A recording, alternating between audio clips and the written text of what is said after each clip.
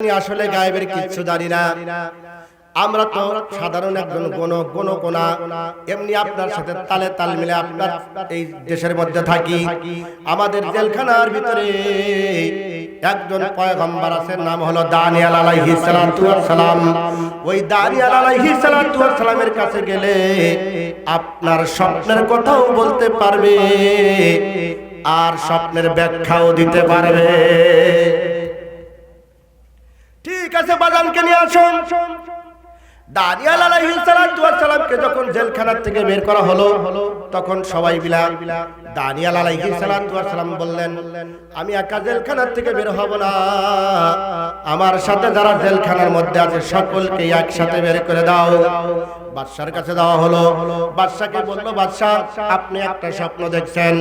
স্বপ্ন হলো আসমান থেকে বিশাল বড় একটা পাথরের টুকরা জমিনে পড়ছে। এই পাথর নয়, পাথর হলো আখিরি জামানার পয়গম্বর মুহাম্মদুর রাসূলুল্লাহর শরীয়ত। চিৎকার দিয়ে বলেন সুবহানাল্লাহ। মুসলমান ভাইরা আমার, আল্লাহ পাক রব্বুল আলামিন জমিনের ভিতরে পয়গম্বর মুহাম্মদুর রাসূলুল্লাহর রাজত্ব কায়েম করবেন। এই জন্য তা'মুরুনা বিল মারুফ ওয়া তানহাউনা আনিল মুনকার যারা করবে, সৎ কাজের আদেশ যারা করবে, অসৎ কাজের বাধা যারা দিবে, আল্লাহ তাআলা তাদেরকে খেলাফত দান করবেন, নেতৃত্ব দান করবেন। ওই আলোচনা করতে চাই না। নবী আরবি সাল্লাল্লাহু আলাইহি ওয়াসাল্লাম আমিনার গর্ভে দুনিয়াতে যখন আসলেন, আসার পরে যেদিন আসবেন ওই দিনই আমিনা হযরত আব্দুল মুত্তালিবকে ডাক দেয়, শ্বশুর গো, শ্বশুরজি আমাদের ঘরে যে মেহমান আসতেছে।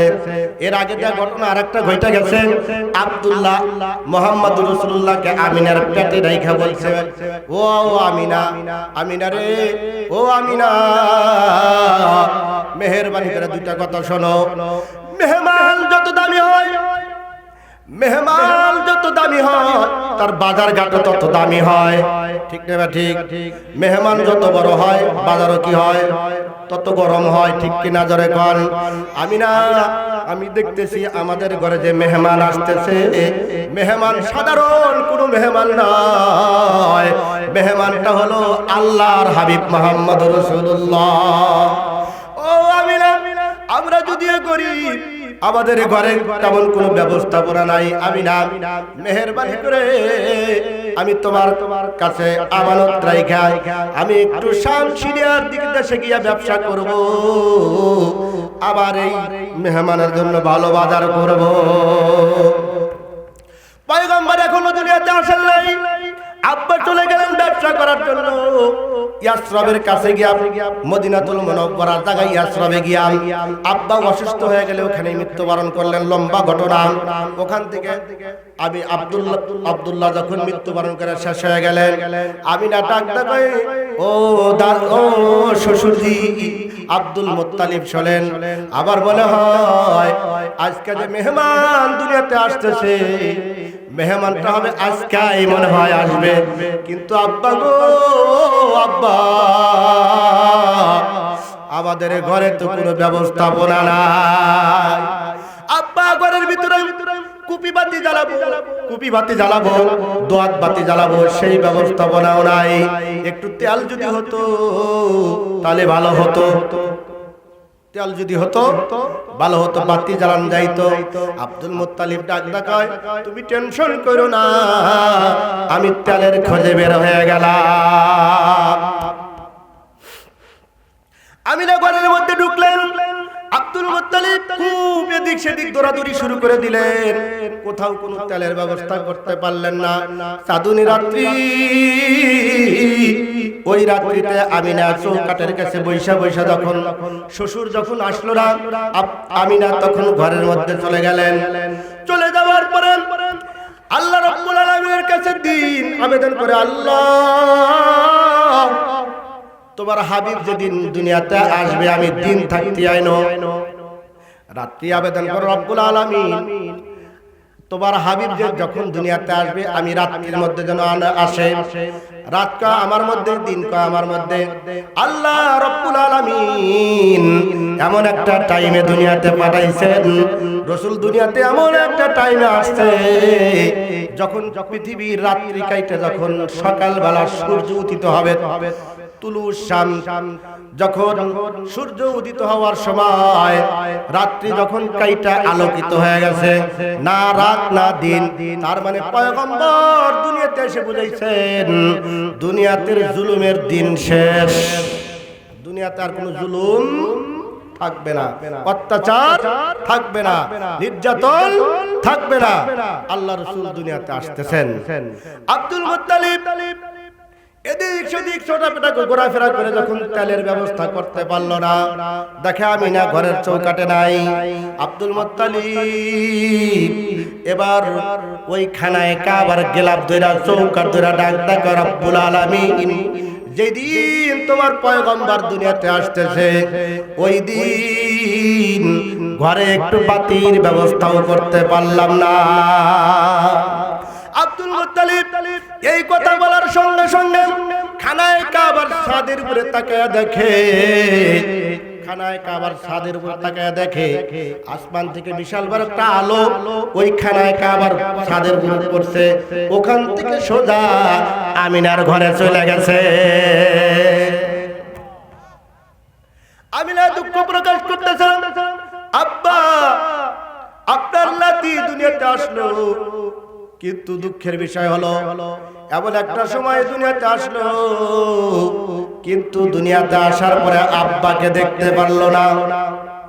চোখে পানি নিয়ে হাউমাউ করে কান্নাকাটি শুরু করছেন আমিনা।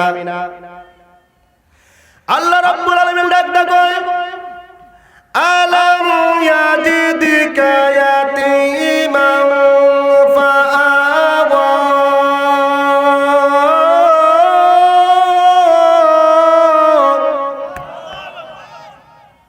দেখতে ইয়াতিম দেখা যায়, কফিল আল্লাহ। কফিলকে দায়িত্বভার কে নিয়েছেন? আল্লাহ নিয়েছেন।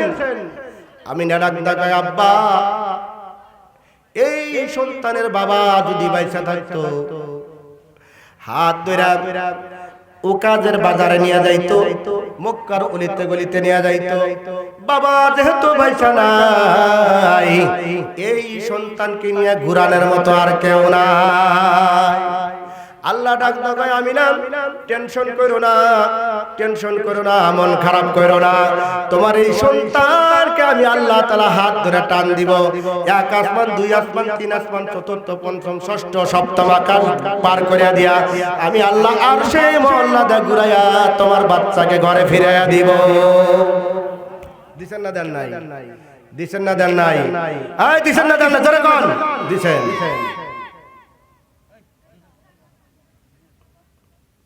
মুহাম্মদ রাসূলুল্লাহ সাল্লাল্লাহু আলাইহি ওয়াসাল্লামের অনুসারী যারা, দাম কমছে না বাড়ছে? বাড়ার উপরে আছে না কমতেছে? বাড়তেই আছে। এজন্য রাসূলুল্লাহর তরিকা মানা দরকার আছে না নাই? আছে না নাই? উম্মে আইমান দাসী এখনো আমিনার কাছাকাছি আছে। হঠাৎ করে আমিনা সাংসারিক কাজে ব্যস্ততার মধ্যে আছেন, উম্মে আইমানকে বলছেন বাচ্চাটা একটু কোলে নাও। তো বাচ্চা যখন কোলে নিছে, নেওয়ার পরে তামাম পৃথিবীর যত মাখলুকাত আছে সকলেই দরখাস্ত করছে, আল্লাহ হাবিবুল্লাহর চেহারাটা যদি একটু দেখাইতে, ভালো লাগতো। হাবিবুল্লাহর চেহারা দেখাইলে ভালো লাগতো। তো উম্মে আইমান দাসী কোলে নিয়ে দাঁড়ায় আছেন। হঠাৎ করে দেখা যায় কিছুটা অন্ধকারের মতো মনে হলো, কিন্তু কিছুক্ষণ পরে দেখা যায় কোলের মধ্যে বাচ্চা নেই। কোলের মধ্যে কি নাই? বাচ্চা নাই। উম্মে আইমান দাসী কান্নাকাটি শুরু করলেন, হাউমাউ করে কান্না শুরু করলেন। আমিনা ডাক দাও, কি হলো, তুমি কাঁদো কেন? বলে মাগো মা, সর্বনাশ হয়ে গেছে। বলে কি হয়েছে? মুহাম্মদকে আমার কোলে দিয়েছেন, কিন্তু মুহাম্মদ আমার কোলে নাই। কি হলো কও কি? হযরত আমিনা হাউমাউ করে কান্না শুরু করেছেন। আল্লাহ ইলহাম করে ডাকতে বলছে, আমিনা রে কান্দো না, কান্দো না, তোমার সন্তানকে পৃথিবী ভ্রমণ করানো হচ্ছে। মুহাম্মদুর রাসূলুল্লাহ সাল্লাল্লাহু আলাইহি ওয়াসাল্লাম পৃথিবী ভ্রমণ করতেছেন। এই জন্য মুহাম্মদুর রাসূলুল্লাহ যখন দুনিয়াতে আসছেন, আরবের একটা কায়দা ছিল, নিয়ম ছিল যে বাচ্চা কাচ্চা হইলে আশেপাশের গ্রামে লালন পালন করতে দিতেন। সবার ইতিহাস জানা জানা আছে না নাই? জানা আছে। তা হালিমাতুস সাদিয়াও আসছেন বাচ্চা নেওয়ার জন্য, তায়েফ থেকে আসছেন, বনু সাদ গোত্রের মহিলাদের সাথে আসছেন। কিন্তু মজার বিষয় হলো হালিমাতুস সাদিয়া একে তো গরিব অভাবী, কিন্তু যেই উটের উপরে আহরণ করেছেন সেই উটটাও একদম জীর্ণ শীর্ণ, শুকনা, চলতে পারে না। ওইদিকে মক্কাতে একটা কারিশমা ঘটে গেছে। যারা ধনী মানুষ, বাপওয়ালা বাওয়ালা, ধনী বাচ্চাগুলা ধনী মানুষেরা নিয়ে গেছে, কিন্তু মুহাম্মদুর রাসূলুল্লাহ সাল্লাল্লাহু আলাইহি ওয়াসাল্লাম গরিব দেখে কেউ নাই, বাবা নাই, উপহার উপঢৌকন পাওয়ার কোনো ক্ষমতা, দেওয়ার মতো ক্ষমতা নাই, নেওয়ার মতো নাই, এই জন্য কেউ নেয় নাই। আর হালিমাতুস সাদিয়া পড়ে গেছেন, পরে যাওয়ার পরে গরিব দেখে কেউ সন্তান কেউ দিতে চায় না। রাসূলুল্লাহ গরিব দেখে কেউ নিতে চায় না, আর হালিমাতুস সাদিয়া গরিব দেখে বাচ্চা কেউ দিতে চায়। কথা বুঝাতে পারলাম কিনা জানি না, মানে উল্টা হয়েছে, যাওয়ার সময়ই দেরি হয়েছে। হযরত হালিমাতুস সাদিয়া রাদিয়াল্লাহু তাআলা আনহা শুকনা একটা উটের উপরে আহরণ করিয়া সওয়ার হইয়া যখন তায়েফ থেকে মক্কা নগরে ঢুকছেন, স্বামীকে ডাকতে কয়, স্বামী গো,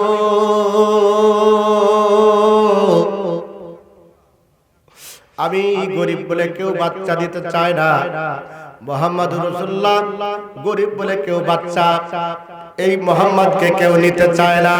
স্বামী সবচাইতে